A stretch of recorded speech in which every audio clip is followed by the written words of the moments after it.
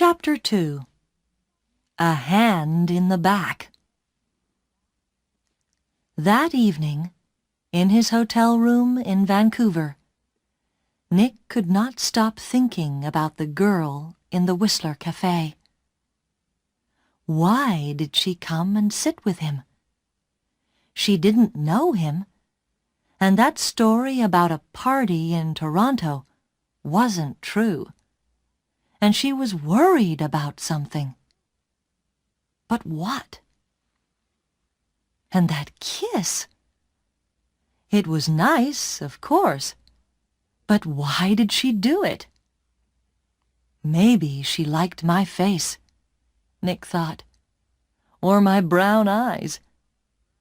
But I'm not going to see her again, so it doesn't matter. Forget it. He put some money in his pocket and went downstairs to the hotel restaurant. But there were no free tables, so he walked down to Gastown and found a restaurant there. After dinner, he went for a walk. Vancouver was a friendly city, and Nick liked walking through Gastown and Chinatown, looking in the shops and watching the people. It was nearly dark now, and it was a busy time of the evening. There were a lot of cars and a lot of people. After a time, Nick began to walk back to his hotel. He came to a busy street and waited with a small crowd of people to go across. A tall woman in a blue dress stood next to him. She turned and smiled at him. "It's the first warm evening of spring," she said. "It's nice to be out after the long, cold winter." "Yeah," said Nick. "It's great.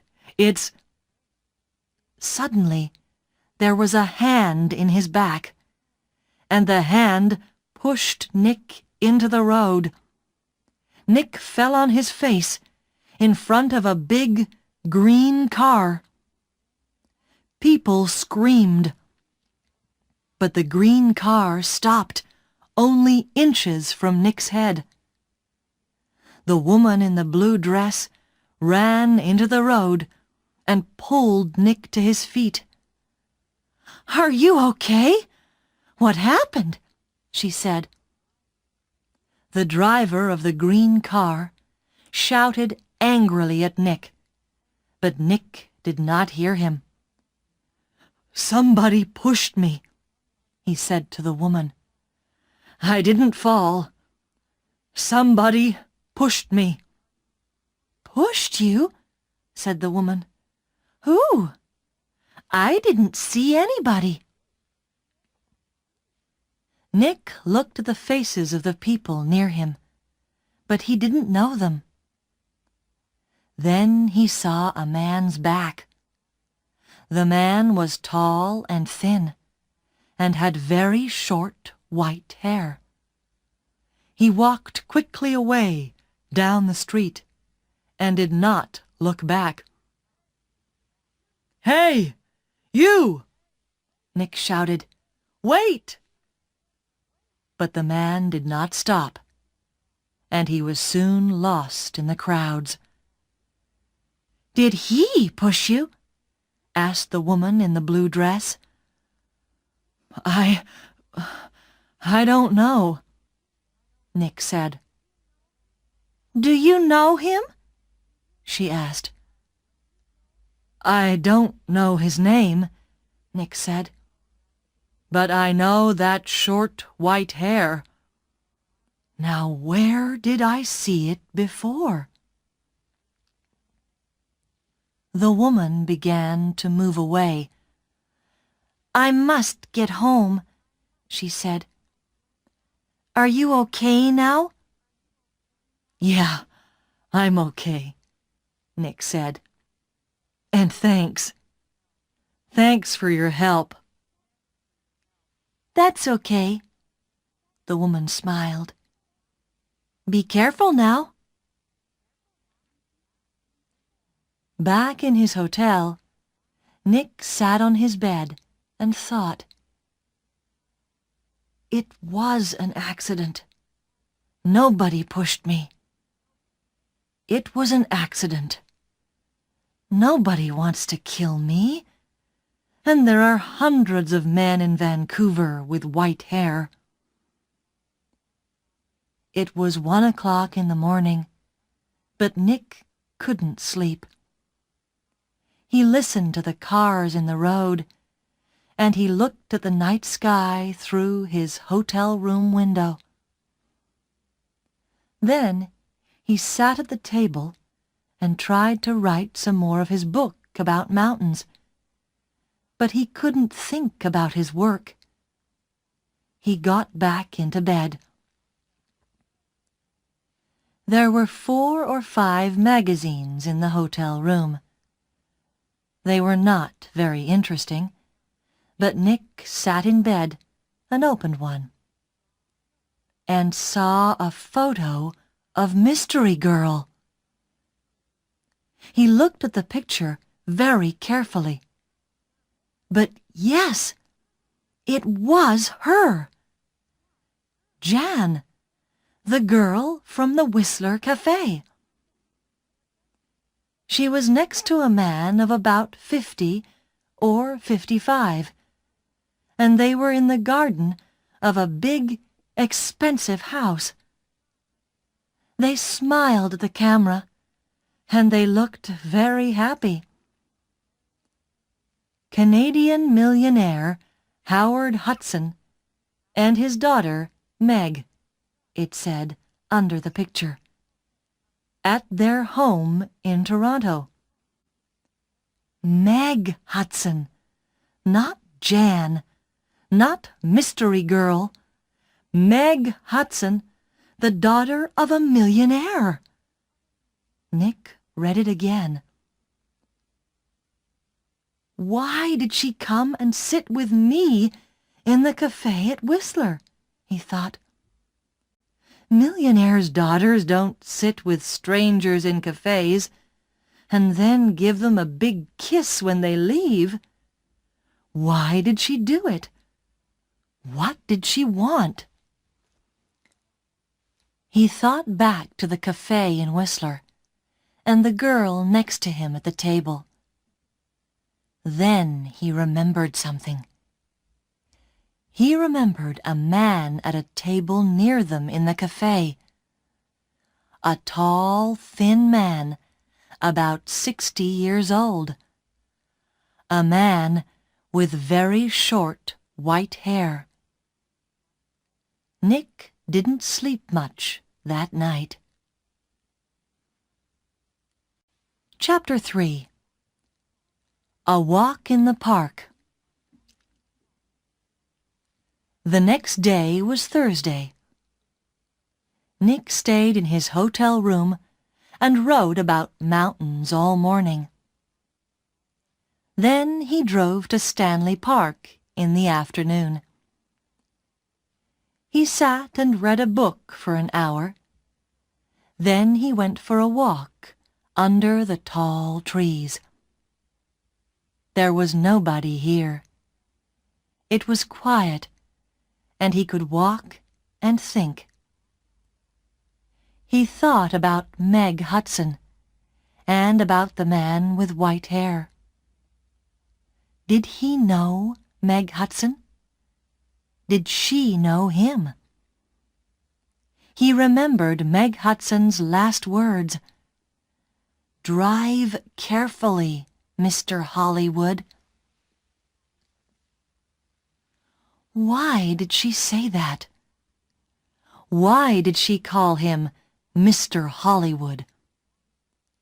He didn't understand any of it. Suddenly, he heard a noise. He stopped. That was a gun, he thought. There's somebody in the trees with a gun. There it is again. Then something hit the tree over his head. "Somebody's shooting at me," Nick thought. He turned and ran. And somebody began to run after him. Nick ran through the trees. There was no sun in here, and it was half dark. And there were no people. Nobody to help him. "I must get to my car," Nick thought. "Find some people. The police." He ran on. He could still hear the gunman behind him, so he ran faster. After 3 or 4 minutes, he stopped and listened. Nothing. It was all quiet. Nick was afraid. "What's happening?" he thought. "Why is somebody shooting at me? First a hand pushes me in front of a car, and now somebody's shooting at me." He waited another second or two, then walked quickly back to his car. He was very careful. He looked and listened all the time. But nobody came out of the trees, and nobody shot at him. Then he saw people. Women with young children, some boys with a football, 2 men with a dog. He began to feel better. "Nobody can shoot me now," he thought. "Not with all these people here." 10 minutes later, he was back at his car.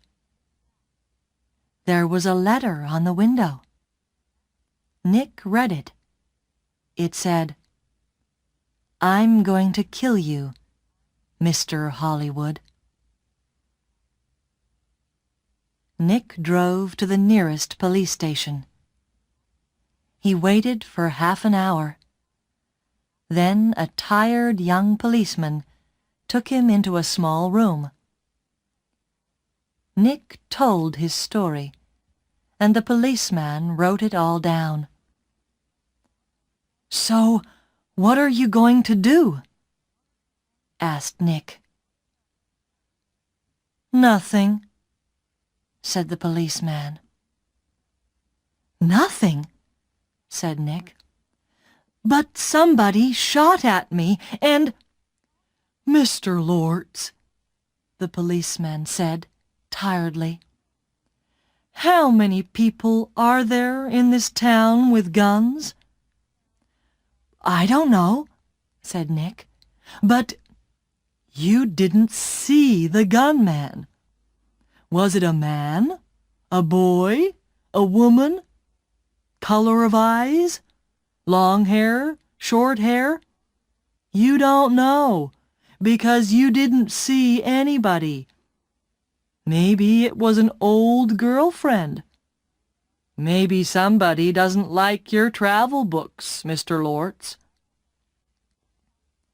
"But what about the man with white hair in Whistler?" said Nick. "The girl, Meg Hudson, called me Mr. Hollywood in the cafe, and this man heard her. And now I get a letter to Mr. Hollywood on my car. Who is this Mr. Hollywood?" "We all want answers to our questions, Mr. Lortz," the policeman said. "But we don't always get them." Questions, but no answers. Nick walked out of the police station and drove to his hotel. He was angry and afraid. "How did the man with white hair find me in Vancouver?" he thought. "Did he follow me from Whistler?" Is he following me now? Maybe he's staying at my hotel too. In the next room. With his gun.